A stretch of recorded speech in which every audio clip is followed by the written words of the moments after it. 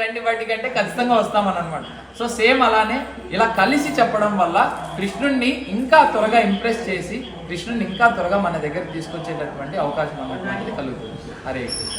So start చేద్దాం. హరే కృష్ణ హరే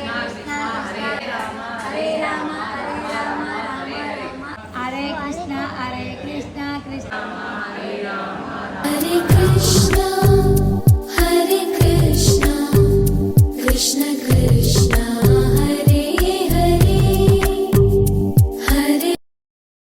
4 ముఖాల నుంచి 4 వేదాలు చెప్పాడు. సో అందులో చతుర్ముఖ బ్రహ్మ, అందులో ఈ సృష్టిలో కూడా 4 దిక్కులు ఉన్నాయన్నమాట. సో అది అటువంటి వేదాలు చెప్పినటువంటి బ్రహ్మనే నువ్వు వేదాలు మొత్తం వెతుక్కో, సారమంతా వెతుకు, వేరే ఉపాయం అన్నటువంటిది లేదు, హరే కృష్ణ మహామంత్రం తప్ప అని నారదమునికి కలిసి అంతర్ణ ఉపనిషత్తులో కలియుగం స్టార్ట్ అవుతుంది. Please subscribe my channel. Jai Shri Ram.